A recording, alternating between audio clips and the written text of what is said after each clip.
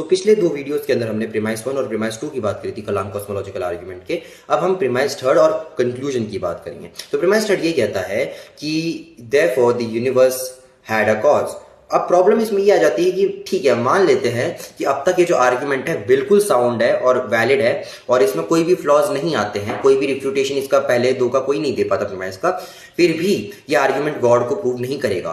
क्यों नहीं करेगा? क्योंकि ये कॉज कुछ भी हो सकती है। ये कोई नेचुरलिस्टिक फिनोमेना हो सकता है जिसके बारे में हम जानते ना हो, ये क्वांटम फ्लक्चुएशंस हो सकते हैं, ये कोई पॉलीथियस्टिक ग्रुप ऑफ गॉड्स हो सकता है, कोई सिंगुलर मोनोथियस्टिक गॉड हो नेसेसरी नहीं है, ठीक है।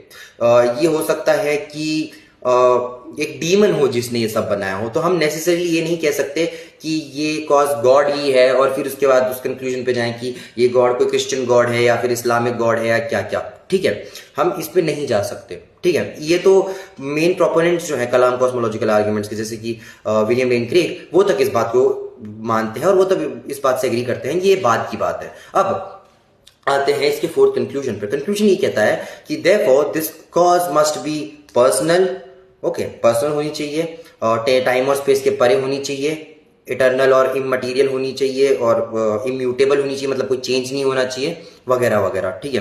अब इसमें भी प्रॉब्लम है। चलो मान लेते हैं कि गॉड ने इस यूनिवर्स को बनाया, गॉड इटर्नल। देखो, अगर हम ये कह देते हैं कि गॉड ने इस यूनिवर्स को बनाया लेकिन हम इसको ये डिफाइन नहीं करते वो टाइमलेस स्पेसलेस वगैरह, तो इसमें प्रॉब्लम आ जाती है कि फिर लोग बोलते हैं अच्छा फिर गॉड को किसने बनाया। तो इससे बचने के लिए उन्होंने कहा कि वेल गॉड को किसी ने नहीं बनाया है, गॉड इज द अनकॉज्ड कॉज, ठीक है, मान लेते हैं। अब तो इसके लिए हमको ये मानना पड़ेगा कि भाई वो स्पेसलेस है और टाइमलेस है, ठीक है। तो पहला तो सवाल ये बनता है, कोई भी ऐसी चीज जो स्पेसलेस और टाइमलेस हो, ठीक है, वो ऐसी चीज को कैसे बना सकती है जो कि जिसके अंदर स्पेस और टाइम दोनों, ठीक है। पहली बात तो ये, ठीक है, मान लेते हैं किसी तरीके से वो बना सकती है। दूसरा सवाल आता है कि कब बनाया, क्योंकि इन्हीं की थ्योरी के हिसाब से यूनिवर्स तो फाइनाइट है, यूनिवर्स तो इनफाइनाइटली ओल्ड है नहीं, इटर्नल है नहीं, तो यूनिवर्स की कोई ना कोई एज है, कहीं ना किसी पॉइंट से तो यूनिवर्स चालू हुआ है। अब गॉड जो है वो एक इटर्नल बीइंग है और क्योंकि वो इटर्नल है और इम्यूटेबल भी है, मतलब उनमें कोई चेंज नहीं आ सकता, तो सवाल ये बनता है कब बनाया, क्योंकि इसके दो